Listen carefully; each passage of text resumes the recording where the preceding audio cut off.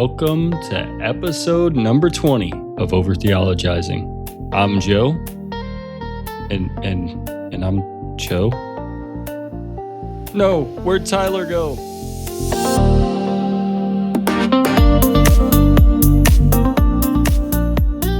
What is up, ladies and gentlemen? You may notice that you are only hearing one voice today, and that is not an error in your hearing. It is just me today, just Joe here alone, sad, playing the world's smallest violin. Tyler is busy. We were both really busy all week. Had a really long work week and family stuff, and of course 4th of July. Which, by the way, happy 4th of July, everybody! I hope your Independence Day was good. All you Americans and non-Americans, you guys, I'm giving you official permission. You can celebrate with us. Yeah, I hope everybody was safe with all the fireworks and everything. My neighborhood goes pretty hard on the fireworks. I don't think anything bad has happened, but oh yeah, also bi-weekly NHL update. Wow, this offseason has been insane. I cannot possibly be the only theology bro that also follows the NHL. I mean, if you guys are listening, let me know if you follow the NHL. And if you're not, I'm going to continue to give you bi-weekly NHL updates until you're a fan. Till all the over theologizers are also NHL fans. Oh yeah, and also, I mean, if you guys want to show me that you're an NHL fan, then send us a tweet or an email, at overtheologizer on Twitter and overtheologizing@gmail.com. Let me know. You need to overtheologize for me and tell me why hockey is the most godly sport. I mean, it obviously is. We all know that. But give me your best shot at overtheologizing hockey. That would be fun. I'm looking forward to it. If you guys do it, I will read it on the pod. And Tyler is gonna have no idea what I'm talking about. No, I'm just kidding. He's probably gonna listen to this.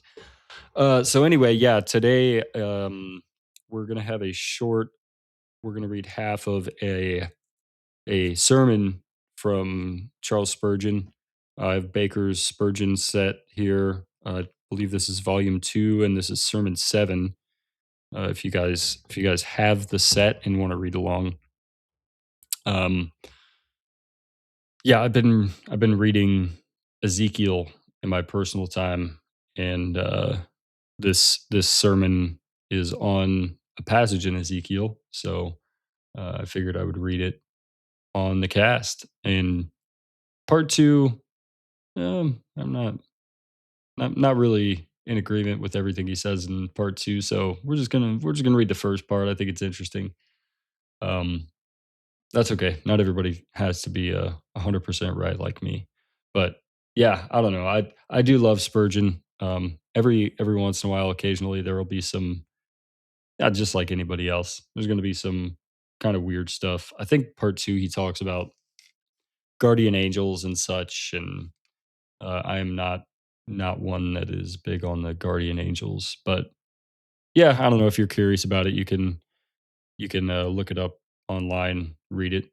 Uh, if you do believe in guardian angels, no offense, hey, maybe you can email me or comment and tell me how stupid I am and how we do have guardian angels. But anyway, yeah, so we're gonna read this short little excerpt, and I don't know, maybe I'll talk about it a little bit. I guess I don't know. You guys want to hear that? I hear some of you saying yes, some of you saying no. We'll figure it out. All right, so I'm gonna start with reading the passage. This is Ezekiel 1:15 through 19. Now, as I beheld the living creatures, behold, one wheel upon the earth by the living creatures with his 4 faces. The appearance of the wheels and their work was like unto the color of beryl. And they four had one likeness, and their appearance and their work was as it were a wheel in the middle of a wheel. When they went upon their 4 sides, and they returned not when they went. As for their rings, they were so high that they were dreadful, and their rings were full of eyes. round about them four. And when the living creatures went, the wheels went by them. And when the living creatures were lifted up from the earth, the wheels were lifted up. While reading the scriptures, we tried to hint at the practical benefits of the doctrine of providence. We attempted to explain that portion of scripture which teaches us to take no thought for the morrow, for the morrow will take thought for the things of itself. Our blessed Lord had there uttered very precious words to drive away our fears, to keep us from distrust and distress, and to enable us to rely upon providence, that we may say, he that feeds the ravens and clothes the lilies will never suffer to famish, nor to be naked. Will never suffer me to be famished or to be naked. Having shown you from our Lord's own words the practical benefits of the doctrine of providence, I thought I would endeavor to explain that doctrine more fully this morning.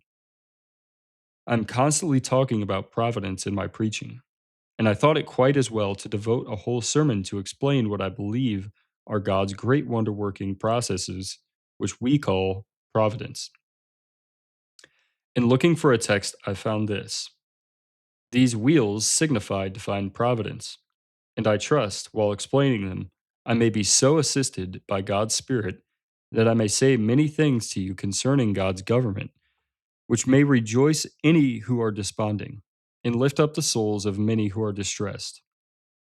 I, going at once to my divisions, my first remark will be that providence is here compared to a wheel. When the prophet had seen the living creatures, which I take it were angels, he opened his eyes again, and he saw a wonderful illustration of the divine providence. And this exhibition was in the figure of a wheel. You must know that this is not the only place where the comparison is to be found. For among the classics, the Romans and the Greeks were accustomed to compare the wondrous works of God in providence to a wheel. The story goes that a certain king, being taken prisoner, was bound in chains and dragged along the chariot wheels of his conqueror. As he went along, he kept looking at the wheel and shedding tears, looking at the wheel again, and lifting up his eyes and smiling. The conqueror in turn turned and said, "Wherefore art thou looking at the wheel?" He said, "I was thinking, such is the lot of man. Just now I was here, now I am there. But soon I may be here again at the top of the wheel, and thou mayest be grinding the dust." This was well for a heathen. The prophet had the very same idea. He was permitted by God to see that the wheel is a very beautiful figure of divine providence. Let us show you that it is. I have just hinted at the reason why providence is like a wheel, because sometimes one part of the wheel is at the top, and one again at the bottom. Sometimes this part is exalted, and anon it sinks down to the dust. Then it is lifted into the air, and then again by a single revolution it is brought down again to the earth. Just as our poet sings, "Here he exalts neglected worms, to scepters and a crown. And there the following page he turns, and treads the monarch down." So it is with our life. Sometimes we are in humble poverty, and hardly know what we should do for bread. Anon the wheel revolves, and we are brought into the comfort of wealth. Our feet stand in spacious room. We are fed with corn and wine. We drink of a cup overflowing its brim. Again, we are brought low through affliction and famine. A little while and another page is turned, and we are exalted to the heavens, and can sing and rejoice in the Lord our God. I have no doubt many of you here have experienced a far more checkered life than I have, and therefore you can feel that your life has been as a wheel. Ah, man, thou art strong and great and rich. Thou mayest stand now as the uppermost part of it. But it is a wheel, and you may yet be brought low. And you, poor, who are depressed and downcast, who are weeping because you know not where you shall lay your heads, that wheel may revolve, and you may be lifted up. Our own experience is never a stable thing. It is always changing, always turning round. The fly that sits now on the edge of the wheel may be crushed by its next revolution, and be brought to the dust of death the next day. The world may cry Hosanna to its minister today, and the next day may say, Crucify him, crucify him. Such is the state of man. Providence is like a wheel. You know, in a wheel, there is one part that never turns round, that stands steadfast, and that is the axle. So in God's providence, there is an axle which never moves. Christian, here is the sweetest thought for thee. Thy state is ever changing. Sometimes thou art exalted, and sometimes depressed. Yet there is an unmoving point in thy state. What is that axle?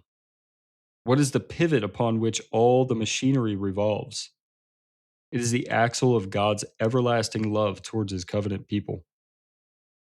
The exterior of the wheel is changing, but the center stands forever fixed. Other things may move, but God's love never moves. It is the axle of the wheel. And this is another reason why providence should be compared to a wheel. Yet further, you observe when the wheel moves very rapidly, you can discern nothing but the circumference, nothing but the exterior circle. So if you look back to history and read the story of 1,000 years, you just set the wheel of providence revolving rapidly. You lose sight of all the things that are within the circle. You see only one great thing, and that is that God is working through the world his everlasting purposes. You sit down and take a book of history, say the history of England, and you will say of one event, now that seems to be out of place. Of another, that seems to be out of time. Of another, that seems to be adverse to the cause of liberty. But look through 1,000 years, and those things which seemed as if would crush liberty in her germ, those things which seemed as if they would destroy this, our commonwealth, and our very rising, have been those which have caused the sturdy oak of liberty to take deeper root. Take the whole together, instead of the things one by one. Look at 1,000 years, and you will see nothing but one round ring of symmetry, teaching you that God is wise and God is just. So let it be with you in your lives. Here you are fretting about troubles today. Think also of the past. Put all your troubles together, and they are no troubles at all. You will see that one counteracts the other. If you take your life, not today, but look back on 40 years of it, you will be obliged, instead of lamenting and mourning, to bless God for his mercies towards you. Let the wheel go round, and you will see nothing but a ring of everlasting wisdom revolving. I trust I have made the first part intelligible, that the providence of God is here compared to a wheel. And that is the end of part one. That's point one. I think I did say part one earlier as well, but that is the end of point one of God's providence being like a wheel, and I think that's a very interesting illustration. Um, Love Spurgeon, he's great. Like I said, there's some cultural differences as well, and not just language, of course, but sometimes just the way that older men spoke a little more matter of factly. Um, and there's not really anything necessarily wrong with that, but yeah, uh, this life, nothing is guaranteed in this life, and I have found personally that the second you take comfort in anything, whatever it might be, uh, it gets stripped away just as fast as you got it. Whether and that can be anything in this life. That could be um, having a comfortable income. That could be having a car you really like. That could even be family. Um, Rather than ascribing to God what He is due, if you ascribe that due to anything else in this world, just know that those things can be stripped away, but that God is that steadfast, steady axle that doesn't spin around. It's fixed in place that you can be mounted on, as it were, and trust that He will take you, whether you're at the top of the wheel or the bottom. That He will to to uh, I guess take the metaphor way too far. He will take you back home. Uh, yeah, it's a great thing to think about, and you think back, and of course, the example that comes to everybody's head is Job, and you think about how differently it could have gone for Job, and of course, that's an example too where Job uh, questions God, and there's a whole chapter, maybe a little bit longer than a chapter actually, where God kind of comes back at Job and tells him, Job questions the goodness of God and allowing the things that happened to him to happen. And God comes back at Job and says, basically, who the heck are you? Look around you. I made it all. Where were you when I created everything? Did I take advice from you? And the point there is not to say that if you um, not doubt, but question, how are you working this thing that I'm going through for my good and for your glory? Uh, it isn't as though God gets angry at you and turns away as man would. But the point is that God doesn't need your help to work things out. And in fact, God knows far better than you do. And the reality of being created, being finite, is that as that wheel, as we go to the top of the wheel or the bottom or the middle, we find ourselves constantly in struggles with our relationship with God. Uh, and sometimes He has to remind us in one way or another who He is, and the fact that He is sovereign and His providence for a reason. We don't have the sovereignty of God for a very good reason, because if we were sovereign, then we'd just mess everything up. And sometimes that's hard because we would rather have certain things go a completely different way. Like the other day when I backed into my wife's car, after that, I was thinking, man, why would that happen? And I was thinking, well, man, if I would have done X, if I would have done Y, and as stupid as it may sound, the reality is that for whatever reason, I don't really know why yet, but for whatever reason, yesterday morning, me backing into my wife's car and causing a bunch of damage worked out for my good and His glory. Even things like that, I couldn't tell you why or how, but one day we will know why and how. And even for the more serious stuff in life, we will know why and how. But as we move around the wheel, we do, like I said, have different issues with our relationship with God. When we're at the top of the wheel, feel like we don't need Him.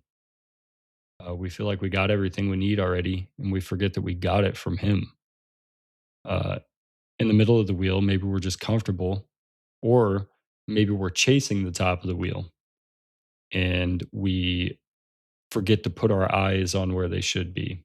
And then at the bottom of the wheel, maybe you go past what Job did in questioning the goodness of God, which I should say, not saying is a good thing. Uh, not saying Job was right to do that when I talked about that earlier, but at the bottom of the wheel, we may question the goodness of God, but we also may go past that and curse God for allowing things to happen to us. And yeah, I mean, we live in a fallen world where we all deserve much worse than we've gotten. And I'm just like everybody else. Everybody's got trauma. Everybody has had rough things happen to them. But the reality is that those things are going to continue to happen until we're with Him. And I personally, and I'm sure everybody listening to this, would rather have the solid foundation of that axle in the middle of my wheel holding it together rather than just going tumbling down a hill and going off into some random direction, and eventually that direction leads to eternal death. uh, but yeah, I do enjoy Spurgeon. If you guys don't have Baker's Spurgeon series set, if you're interested in it, hey, maybe I'll let you borrow it. You can just find me and hit me up, and I'll let you know. I'm just kidding. But yeah, I think you can look it up online. Um, Not positive on that, but it should be public domain on probably monergism dot com. Is it .com or is it .org? This is great podcasting. Hold on. I think it's it's .com. I don't know why I thought it might be .org. Yep, monergism.com. Well, I'm already here. Let's see if I can find it. Let's see. Yeah, it's right here on monergism.com. They have all the volumes on here. So yeah, you could even get an audiobook. Yeah, this is great. I mean, I actually have way more than I have. I just have these eight volumes. They got quite a bit on here. So yeah, like I said, there's just like with any old dead guy, there's going to be some weird stuff. Just there's probably more weird stuff with most living guys. Not all of them, but yeah, there's going to be some weird stuff with Spurgeon, some hoops to jump through with some of his views. Nothing heretical, obviously, but yeah. Hope you guys had a good Fourth of July. Uh, hope you enjoyed the episode, a short one, but I do have to get to bed. Uh, I'm waking up in 5 hours, but I wanted to make sure to record something out there for you guys. Hopefully you were edified by it. But yeah, without further ado, rate us 5 stars on whatever podcast catcher you're listening to. We will be back to our regularly scheduled programming in 2 weeks. Hope everybody has a good one. Tag us on Twitter. It's not called tag on Twitter. I guess it's called adding. Maybe it is called tagging. I don't know. I've never used Twitter before I made the profile for this podcast. That's what this is called. Yeah, whatever. At us on Twitter at overtheologizer. Email us at overtheologizing@gmail.com. Like I said, 5 stars on all the podcast catchers. And guys, don't forget to tag Wes Huff. Get on it. I mean, we should have had him by now. You guys need to work harder. You guys need to work harder. But anyway, yeah, tag Wes Huff, obviously. Yeah, don't forget, if you're a hockey fan or not, over theologize hockey for me. Take that any way you want it to, and shoot it over to us on Twitter or email it. Either whatever you want to do. If you don't have a Twitter, you don't have to make a Twitter just for all that. But without further ado, God bless. Love you guys, and we will see you in 2 weeks.